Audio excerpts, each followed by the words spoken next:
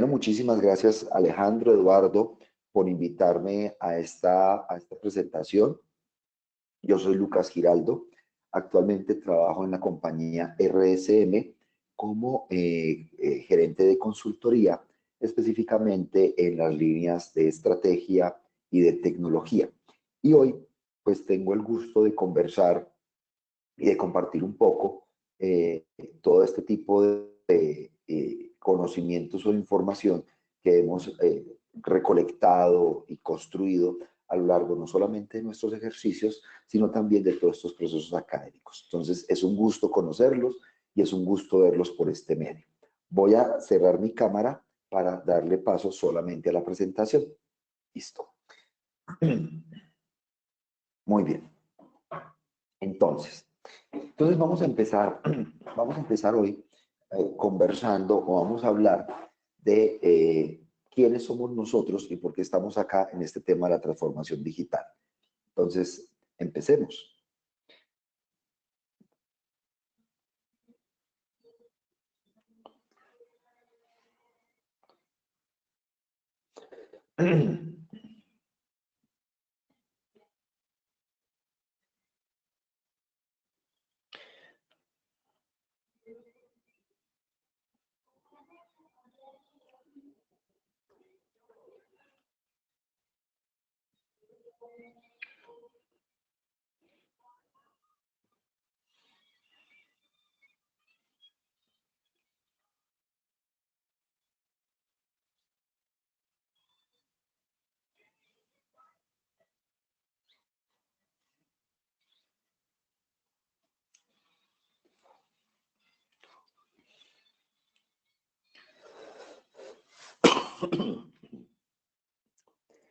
Entonces, hubo una serie de televisión muy conocida en toda América Latina que se llamaron Los Supersónicos, que fue una serie desarrollada por un par de futuristas que eran de apellido Hanna-Barbera.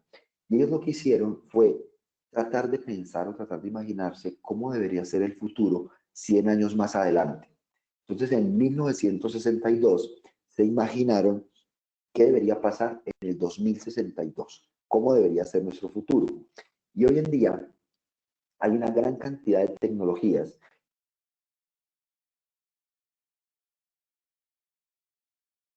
temas como las pantallas planas, las videollamadas, los asistentes virtuales, la telemedicina, los relojes inteligentes, ya son dispositivos, son objetos, son tecnologías que hacen parte de nuestro día a día.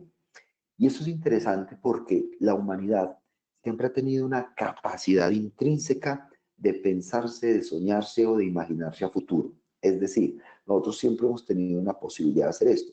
Ahora, entre imaginarnos y hacerlo hay una diferencia. Hace 100 años, 1962, o más bien, pensarse en un futuro 100 años adelante, por allá en 1962, no es sencillo, no es nada fácil, pues eso lo lograron. Ahora, la pregunta es entonces, ¿qué ha pasado entre 1962 y hoy que se ha posibilitado todo esto que hoy Hanna-Barbera nos presentan en este tipo de películas o en este tipo de series? Entonces, ¿dónde está nuestro mundo? ¿Dónde estamos parados? ¿Dónde estamos ubicados? Lo primero que tenemos que decir es que estamos ubicados en un mundo donde la forma en la que el Producto Interno Bruto se desarrolla es diferente. Y es diferente por lo siguiente. Anteriormente se consideraba que el ingreso estaba en función del capital y del trabajo. Cobb y Douglas, un par de economistas premios Nobel, nos decían que entre más capital, recursos y más trabajo, mano de obra o personas tuviera un territorio, mayor iba a ser el ingreso de ese territorio.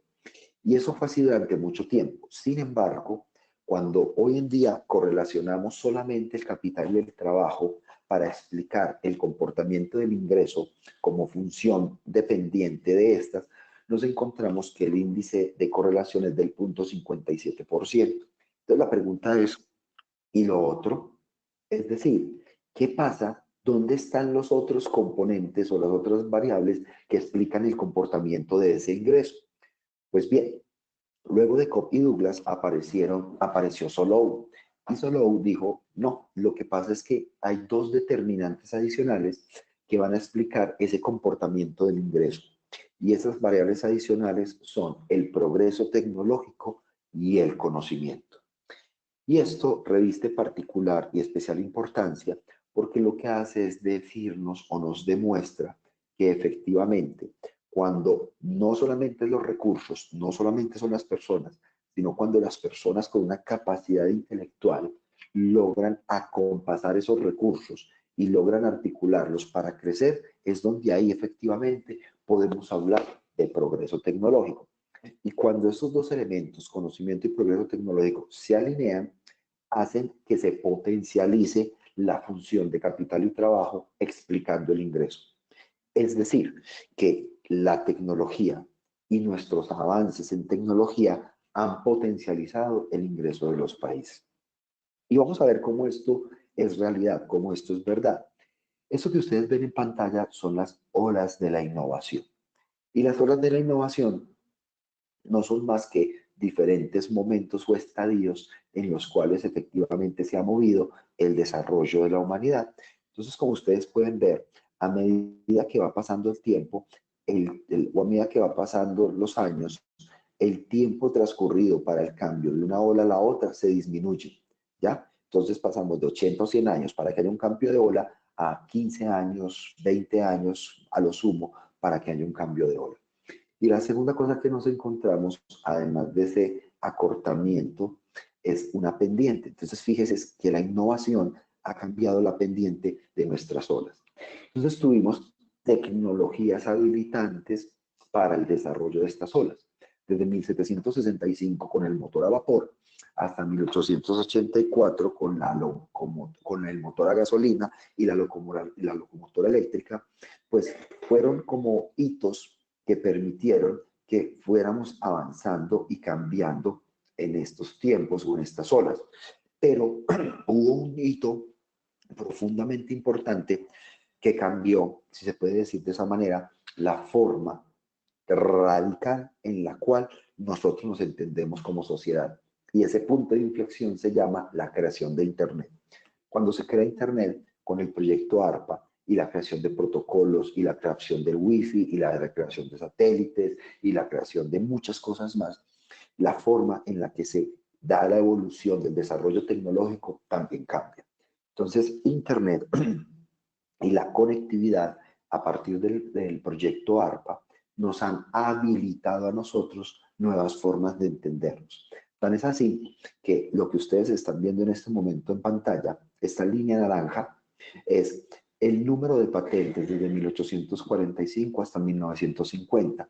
Entonces fueron un poco más, pasamos como un poco más de 200.000 patentes desde el 45 hasta el 50, pero de 1950 hasta el año 2018, que fue obtenido este dato, pasamos a 6 millones de patentes. Es decir, un crecimiento más que exponencial. ¿Y por qué se da esto? Pues básicamente porque la Internet facilitó, habilitó o posibilitó, perdóname, la forma en la cual nosotros nos entendemos, nos articulamos y nos desarrollamos. Y para que esto se diera, tres grandes cosas tuvieron que pasar. Primero, la energía. Entonces, el desarrollo y el poder domesticar la energía habilitó el que se desarrollaran dispositivos y el que se desarrollaran una serie de cosas que antes no teníamos. Tan es así que uno de los indicadores económicos a nivel global es el consumo energético y los países con mayor consumo energético suelen estar asociados a países con mayor nivel de desarrollo industrial. Entonces, lo primero es la energía. La energía es un detonador de toda esta transformación. El segundo detonador importante fue el transistor o el transfer resistor en su versión larga. Entonces, cuando Bardeen, Beltane y Shockley, premios Nobel también, todos premios Nobel de física, desarrollaron el transistor posibilitó o garantizó o ayudó más bien a que efectivamente la energía canalizada pudiera conectarse y pudieran incorporarse dispositivos que cambian nuestra forma de vida. Y el tercer elemento dinamizador de todo esto que Hanna-Barbera se imaginaron fue la conectividad.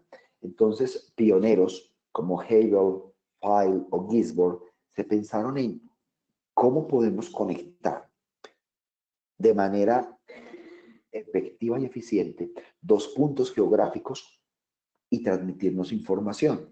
Y es así pues, como en el año de 1856, las personas que ustedes ven en la foto fundan The Atlantic Cable Company, una compañía que tenía por propósito montar un cable interoceánico que fuera entre Inglaterra y Estados Unidos para transmitir información. Solo como dato curioso, la persona que ustedes ven acá, que les estoy señalando, fue el pintor del cuadro. Es decir, todos estos fueron los fundadores de la empresa y él fue el que pintó el cuadro, se plasmó en la foto y fue como una selfie que se hizo para tal fin. Lo interesante de esto es que en el Museo Británico encontramos, en el Museo Británico vamos a encontrar un cuadro que recuerda o que remembra ese momento específico. Y es el cuadro que muestra cómo hay una conexión del cable entre Estados Unidos e Inglaterra. Y el primer mensaje que se dio lo entregaron el presidente James Buchanan y la reina Victoria, y el mensaje que le lanza la reina Victoria al presidente es: paz en la tierra y en el cielo a todos los hombres de buena voluntad.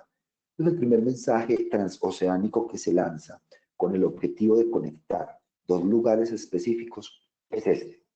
Entonces, energía, transistores y conectividad, que hoy en día es de este tamaño, y eso es nuestras conexiones de cable hoy, pues habilitaron ingentes o grandes posibilidades en nuestro desarrollo.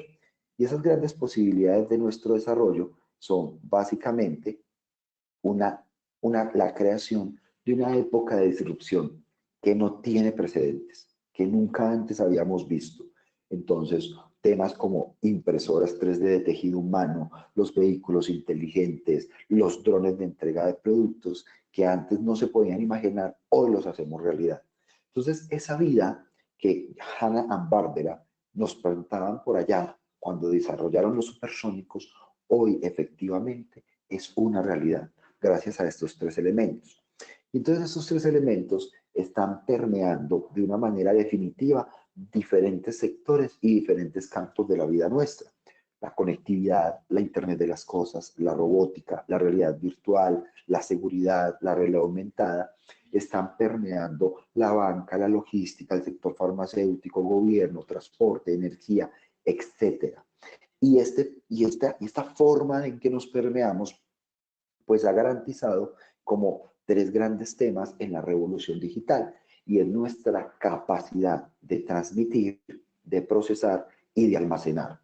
Y de esta manera tenemos información casi sin límites. Entonces, hoy los ejercicios de transmisión, los ejercicios de procesamiento y los ejercicios de almacenamiento se han vuelto condición sine qua non para poder garantizar, o mejor dicho, ya son dados por hecho para poder garantizar las comodidades del mundo moderno que han generado todos los avances.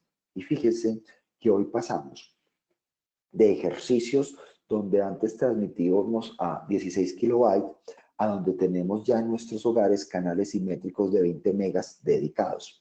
¿Ya? Antes teníamos procesadores muy pequeños y hoy en nuestras máquinas tenemos capacidades de cómputo y de procesamiento superiores. Y ni hablar del almacenamiento.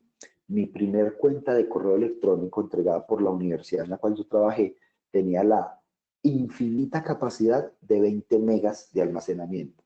Yo tenía que bajar mis correos, borrarlo para que tuviera capacidad de recibir muchos otros correos. Hoy eso es inimaginable. Hoy tú nunca borras tu correo electrónico. Hoy tu computador tiene suficiente capacidad para almacenar información que inclusive tú podrías no ver en toda tu vida.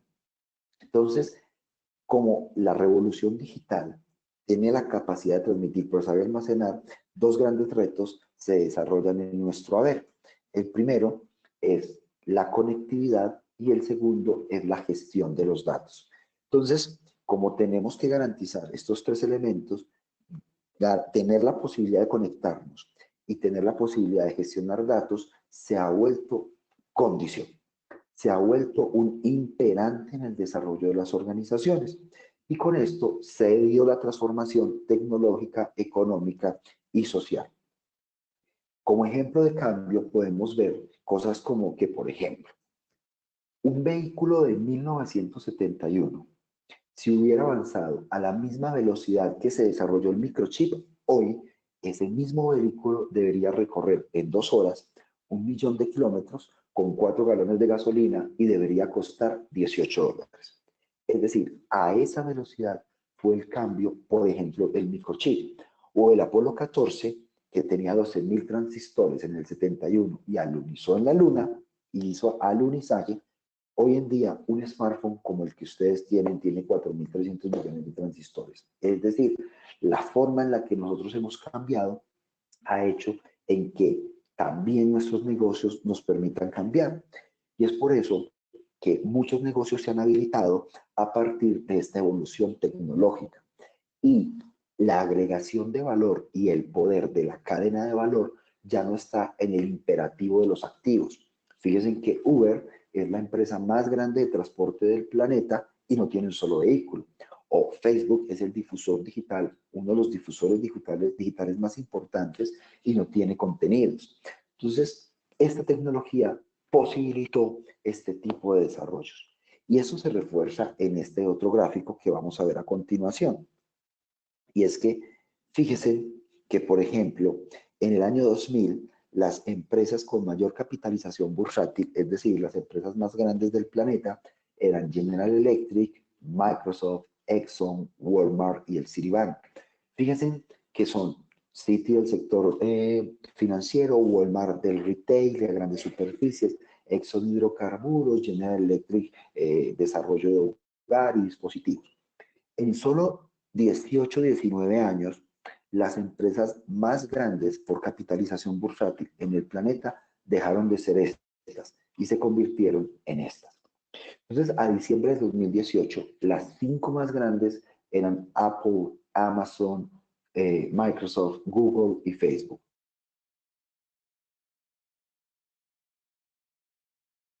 Nada que ver 18 años antes. En 18 años, empresas cuyo valor, cuya capacidad de desarrollo está en la generación de conocimiento, cambiaron la forma en la que nosotros nos entendemos y nos relacionamos.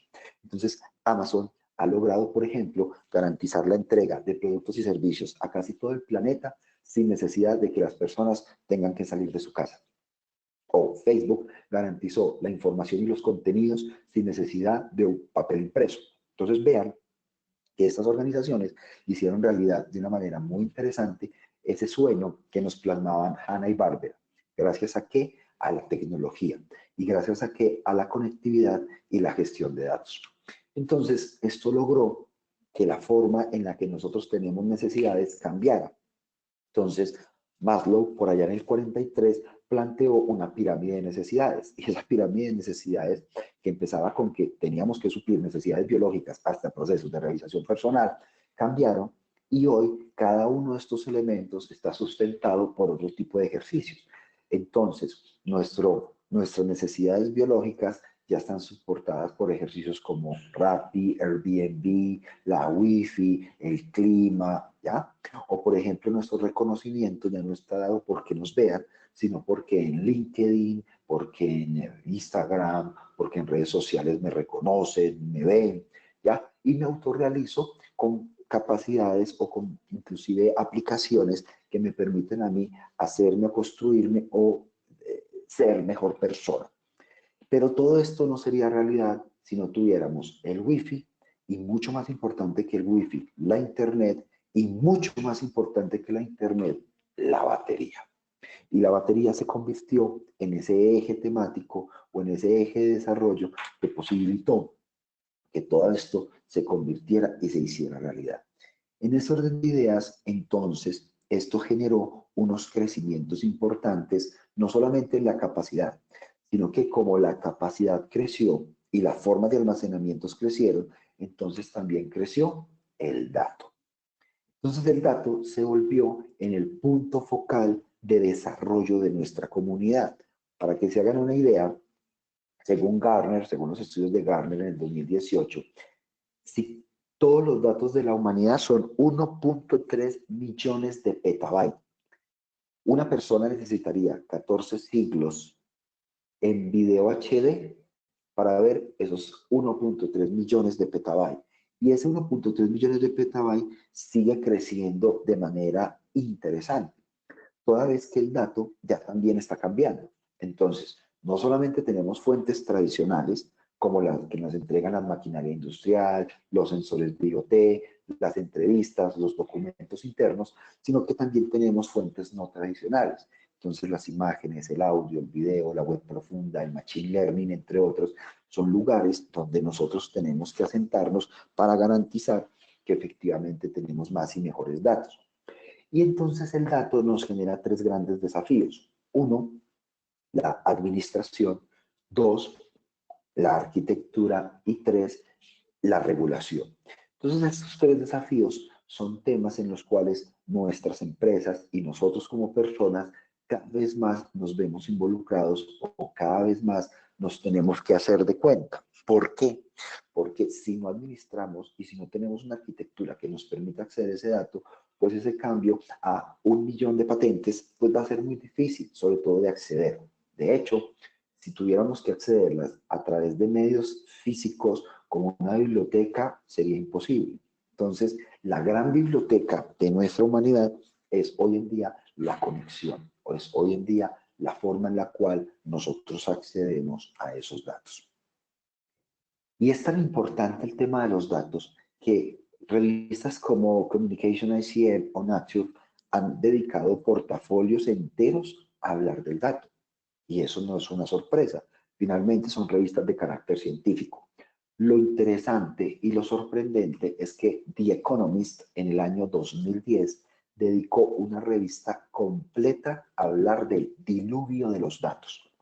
Y eso es importante porque cuando The Economist habla de los datos, no los habla desde el ángulo o desde una perspectiva tecnológica, sino que los habla desde una perspectiva de desarrollo.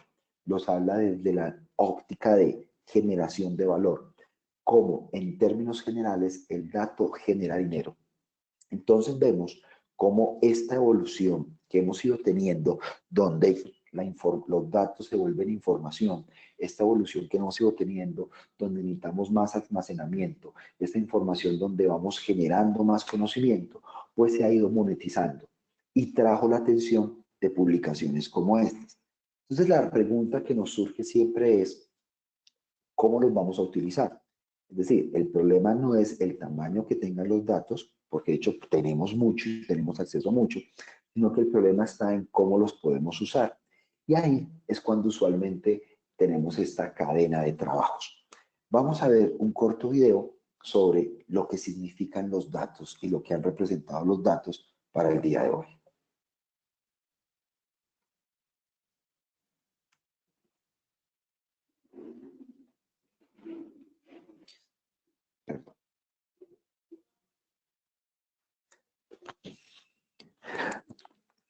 ¿Se escucha el video?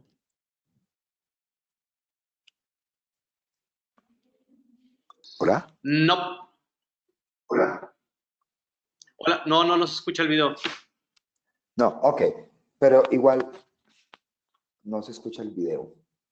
Ok, a ver si así se escucha. Permítame un segundo, de pronto así lo podemos escuchar mejor.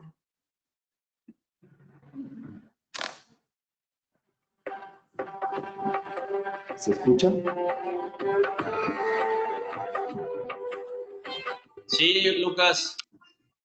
Listo.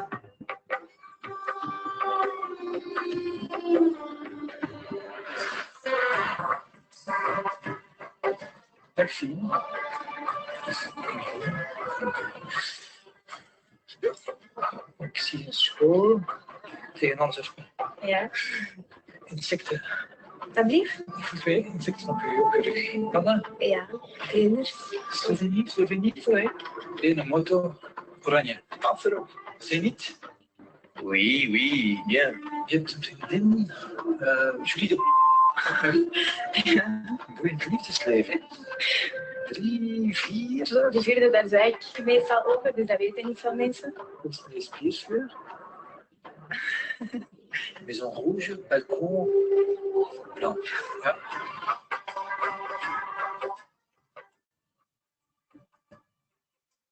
Ik zie geld, ik zie transacties. Maar kent je rekeningnummer van buiten? Ik denk dat ik het wel weet. Er staat wel negatief op je bankrekening. Ja? 7. Last month, you spent €200 on alcohol. Vorige maand €300 aan kleding gespendeerd. 8. Ja. 5. Een huis dat van de eigenaar gaat veranderen. €290.000. Ja, eigenlijk. 41. Ja. Serieus? Ja, dat is het.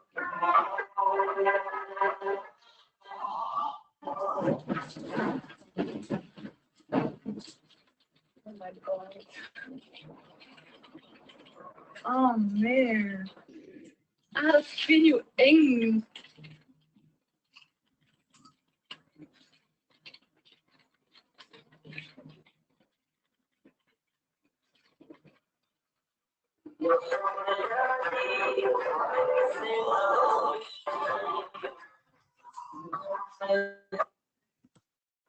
Entonces, fíjense cómo efectivamente ya nuestra información está en red, nuestra información está en línea y muchas personas acceden, la ven y la pueden compartir, a veces inclusive sin nuestro consentimiento. Ese es el poder de los datos. Entonces, el poder del dato radica en tener la capacidad de convertir ese dato sin elaborar, ese dato sin procesar, en una información que finalmente nos permita tomar decisiones. Y eso es lo que vamos a llamar inteligencia. Eso es lo que vamos a llamar la capacidad de ser inteligentes. Como ustedes ven esta evolución del dato, como en esta forma de crecimiento, entonces se han desarrollado múltiples ejercicios en los cuales se ha hablado, por ejemplo, de que la transformación digital está en cabeza hoy en día es de los CEOs, están en los hombros de los CEOs. Entonces, ya no hablamos de tecnología, ni hablamos de datos, ni hablamos de esta evolución como una responsabilidad solo de los Chief Information Officer o de los Chief Technology Officer o de los directores de tecnología, sino que todo este ejercicio está en cabeza de los CEOs, de los directores, de los presidentes. Y la razón es que las tecnologías habilitantes que están dando pie o que están dando cabida a esta transformación digital están transformando la forma en la que nosotros hacemos negocio. Y como se transforma la forma en la que nosotros hacemos negocio, pues tenemos que definitivamente hablar, como lo mencionaba Eduardo en la introducción, de la transformación digital. Entonces, la transformación digital no es un tema que podemos elegir o no vivir. No es un tema que puede ser o no susceptible de ser utilizado. La transformación digital es una realidad que nos ha tocado a todos. Así no queramos. Por más desconectados que queramos estar, ahí no tenemos ninguna opción. Entonces, vamos a conversar un poco sobre esa transformación digital. ¿Qué significa? Si ya tenemos un reconocimiento de la evolución de nuestro mundo, si tenemos las tecnologías habilitantes, si los datos nos están inundando, si los modelos están cambiando, pues tenemos que ver esto cómo pasa. Entonces, ¿para qué y pero qué es ese tema de la transformación digital? Porque día a día nosotros estamos abordados por una gran cantidad de datos, por una gran cantidad de información, por una gran cantidad de contenido que nos dice, bueno, ¿y esto qué será? Entonces habla que la transformación digital está centrada en el cliente, depende de los ecosistemas, que es que la impresión, que la inteligencia, que los robots. Pues no, vamos a hablar de qué es. Entonces, la transformación digital es un plan estratégico que es diferente para cada empresa. Y ese plan estratégico pretende rediseñar el modelo de negocio. Recordemos que existen dos conceptos, el modelo de negocio y el modelo de gestión. El modelo de gestión es cómo administro, el modelo de negocio es cómo hago dinero, cómo monetizo. Entonces, la transformación digital es todo un sistema, es todo un plan que me permite pensar un nuevo modelo de negocio, que me permite transformar mi modelo operacional para optimizar procesos y de esa manera transformar mi puesto de trabajo. Entonces, fíjense que la transformación digital no es solo el ejercicio o no es solo el modelo bajo el cual nosotros compramos una tecnología. No, la transformación digital pretende que nuestra forma de hacer negocios cambie. ¿Cómo? A través de un enfoque que está centrado en el cliente, buscando la eficiencia de las operaciones y aprovechando el valor de los datos, con el objetivo de crecer, mejorar nuestros beneficios con calidad y con transparencia. ¿Y qué hace? Utiliza la tecnología para garantizar esto. Y esto es fundamental, esto es extremadamente fundamental, porque entonces la transformación digital no es la adquisición de tecnologías. La transformación digital no es un nuevo servidor, la transformación digital no es una base de datos, la transformación digital no es un sistema de análisis, la transformación digital no es un firewall, la transformación digital no es el último teléfono. La transformación digital es usar la tecnología como medio facilitador para transformar el core de los negocios. Y en la transformación de ese core de los negocios, yo garantizo mis objetivos organizacionales. Y esto es un cambio absolutamente trascendental a la hora de hablar, a la hora de pensar o a la hora de desarrollar mi definición o la definición de las empresas de transformación digital.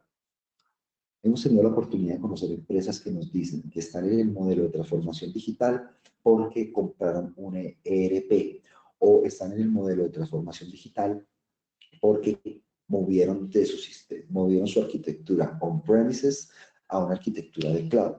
Y ese no es el problema, porque no dejan de ser eso, tecnologías facilitadoras, herramientas. El problema es que efectivamente, cuando yo muevo mi arquitectura de on-premises a cloud, es porque necesito garantizar mejores niveles de atención, de servicio y de respuesta a mi cliente. ¿Cómo? A través de que optimizo mi proceso y que transformo mi modelo operacional. Y eso se da a través de ese plan estratégico. Entonces, la transformación digital es esa forma en la que mis tecnologías apalancadoras transforman mi negocio. Eso es transformación digital. Lo demás no es más que una simple adquisición de juguetes. Y podemos tener el juguete más grande, el juguete más costoso o el juguete más de moda que haya.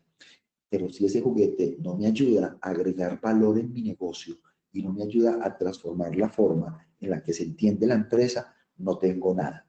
Ahí es donde radica la importancia. Entonces, en ese orden de ideas, los componentes que tiene un tema o un sistema de transformación digital está en definir una política de país que garantice una infraestructura digital, un talento digital, una transformación de sectores estratégicos, unas compras públicas de manera eficiente, una adopción digital de todo el ecosistema, no solo de las grandes, sino también de las pymes, y todos los sistemas de muestreo y de testeo y de pruebas, donde yo pueda saber si voy para adelante o para atrás, cómo está funcionando. Entonces, cuando tengo esto, yo puedo acercar mi demanda a mi oferta. ¿Y la demanda cómo la hago? A través de aplicaciones y de usuarios, y la oferta la entrego a partir de servicios de infraestructura. Entonces, cuando yo tengo un modelo de transformación digital que me permite a mí aproximar mis aplicaciones y mis usuarios a través de la infraestructura y los servicios, efectivamente podemos hablar de que estamos desarrollando un componente de transformación digital efectivo y real. En ese orden de ideas, todo lo que tenga que ver con la gestión de la infraestructura, la gestión de las aplicaciones, las perspectivas de negocio y la planificación para la implementación permiten la materialización de mi objeto fundamental o mi objeto principal, que es que crecer, mejorar el servicio, garantizar la transparencia y optimizar mis ingresos en la organización. Bien, finalmente, una de las formas en que se logra este tipo de ejercicios es cuando usted desarrolla en su organización un tema llamado el enfoque de dos puntas. Y el enfoque de dos puntas es garantizar que efectivamente la estrategia, la misión y el modelo de operación se pueda acompasar con toda la infraestructura, la arquitectura y la automatización de mi negocio. y la operación de mi negocio. En ese orden de ideas, cuando yo permito o yo posibilito que mi estrategia esté permeada por mi tecnología y mi tecnología irradie mi estrategia, ahí es cuando puedo decir de verdad que tengo una organización con una transformación digital importante. Y esto es vital por dos razones. La primera, para ir cerrando el tema, la primera es que usualmente las personas ven el front office, nuestros clientes ven el front office, pero resulta que en el back office hay muchas cosas que tenemos que fortalecer para garantizar esa entrega de valor. Entonces, cualquier esfuerzo que yo haga en mi organización para transmitírselo a mi consumidor final, para transmitírselo a mi cliente, tiene que estar respaldado por una estrategia digital, por un sistema que esté realmente enganchado al núcleo de generación de valor de nuestras organizaciones. Entonces, cuando desarrollamos un proyecto de Business Intelligence, la tecnología es muy importante, pero es lo de menos. ¿En qué sentido? En que la tecnología es un habilitador de datos que me permite a mí tomar decisiones para acrecentar el valor de mi negocio. Ahí hay transformación digital. Ahí hay transformación digital. Por eso, el back office siempre va a ser mucho más amplio, mucho más grande que mi front office, porque en la medida que mi back office logra o posibilita de manera activa y eficiente soportar mis posibilidades de entrega hacia ese front office, pues ahí voy a poder hacer mi transformación. Entonces, en resumen, mis queridos amigos y compañeros que me han escuchado durante esta mañana, en estos minutos, un mundo con cambios sin precedentes, donde la energía, los transistores y la conectividad han posibilitado que efectivamente la gestión del dato y la posibilidad de acceder al dato cada vez sea mayor. Y ese acceso al dato ha cambiado nuestros modelos de negocio. Y ese cambio de modelos de negocio ha permitido que se desarrolle el mundo de la transformación digital. Pero entonces la transformación digital ha sido garantizar que pongamos la tecnología al servicio de la transformación de mis modelos para garantizar que mis clientes puedan obtener un beneficio superior y de esa manera yo sea diferenciado desde el punto de vista competitivo.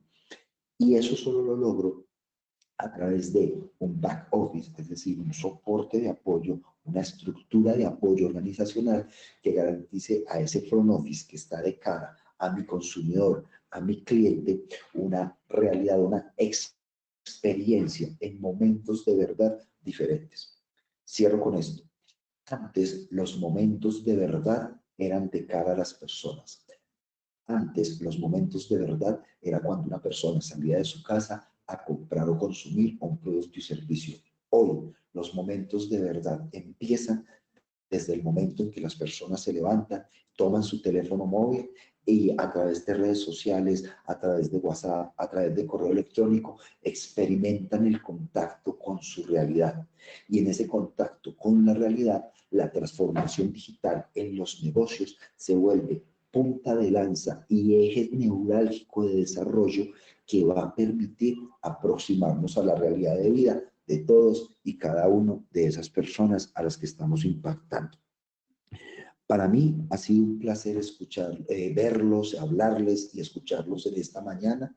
Esta presentación y junto con su grabación queda disponible y es para nosotros, especialmente en RCM, un gusto poder saludarlos, un gusto poder atenderlos y un gusto poder conversar. Muchísimas gracias y quedamos atentos a cualquier.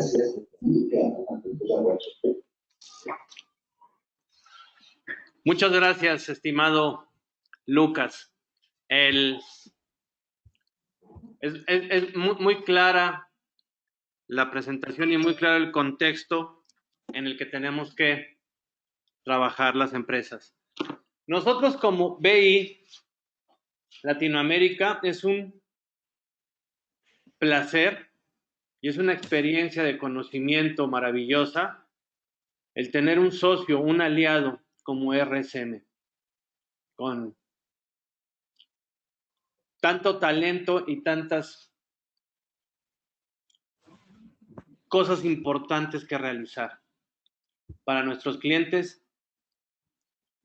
en México, en Colombia y en otros lugares de Latinoamérica que estamos llegando. Este webinar es la primera parte de otro webinar que va a haber más profundo. Y por favor déjenos sus comentarios. Hay una encuesta que les va a llegar. Es importante y es muy valioso para nosotros que nos respondan esa encuesta y que estén atentos porque vienen los próximos webinars. Tenemos Big Data, tenemos ciencia de datos, tenemos ciencia de datos para asistentes de ventas.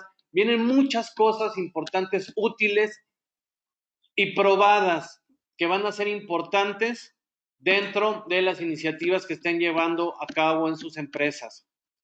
Muchas gracias por el tiempo, muchas gracias por participar de estos webinars y pues esperamos verlos muy pronto. Muchísimas gracias, que tengan excelente día a todos.